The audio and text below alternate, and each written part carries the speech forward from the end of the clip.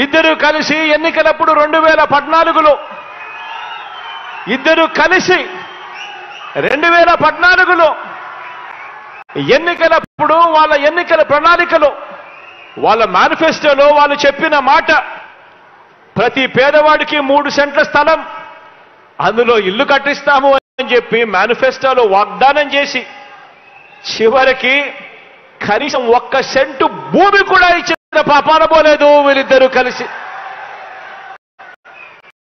కానీ ఆనాడు మాత్రం ఆ దత్త తండ్రి అక్క చెల్లెమ్మలను పేదవాళ్లను అడ్డగోలుగా మోసం చేస్తే ఈ దత్తపుత్రుడు ప్రశ్నిస్తానన్న వ్యక్తి కనీసం ఏ ఒక్కరోజు ప్రశ్నించకపోగా కనీసం కేంద్ర ప్రభుత్వానికి ఒక లేఖ కూడా రాయలేదు. కానీ ఇదే దత్తపుత్రుడు ఇవాళ మీ బిడ్డ అక్షరాల 31 లక్షల ఇళ్ల పట్టాలు నా అక్క చెల్లెమ్మలకిచ్చి అందులో 22 లక్షల ఇల్లులు ఈరోజు మీ బిడ్డ కడతా ఉంటే అక్క చెల్లెమ్మల ముఖాలలో సంతోషాన్ని చూడడానికి ప్రయత్నం చేస్తా ఉంటే కేంద్ర ప్రభుత్వానికి లేఖ రాస్తాడు ఈ దత్తపుత్రుడు. పేదలు కట్టే ఇళ్లల్లో పేదలకు ఇచ్చే ఇంటి స్థలాలలో అవినీతి జరిగినదా అని చెప్పి రాస్తాడు ఈ పెద్ద మనిషి.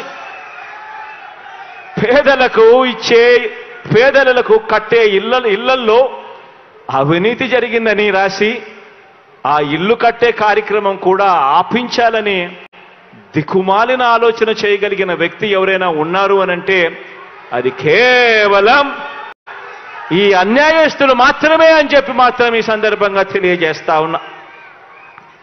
ఈరోజు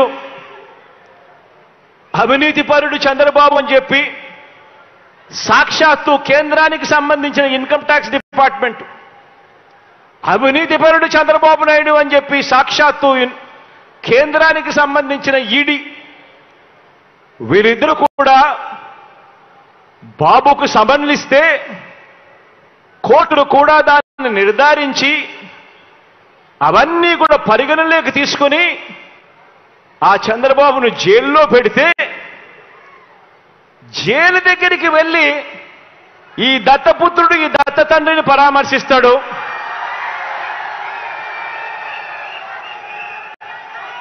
పరామర్శించి ఇంత అవినీతిపరుడు ప్రపంచంలో ఎక్కడా లేకపోయినా కూడా ఈ పెద్ద మనిషి చాలా మంచోడని సర్టిఫికెట్ ఇస్తాడు. అక్కడేమో అవినీతి జరిగినా కూడా మాట్లాడాడు ఈ పెద్ద మనిషి. మన ప్రభుత్వం విషయానికి వచ్చేసరికి మాత్రం అవినీతి జరగకపోయినా కూడా అభాండాలు వేస్తా ఉన్నాడు ఈ పెద్ద మనిషి. ఆలోచన చేయమని అడుగుతా ఉన్నా. గతానికి ఇప్పటికీ మనుషులకు ఇప్పటికీ తేడా ఏమిటో గమనించమని అడుగుతా ఉన్నా. నిజంగా చంద్రబాబు నాయుడు గారు అనే వ్యక్తి అవినీతి చేసినా కూడా నోరెందుకు మెదపడు ఆ పెద్ద మనిషి అనంటే కారణం ఆ అవినీతిలో ఈయనకు కూడా పార్ట్నర్ కాబట్టి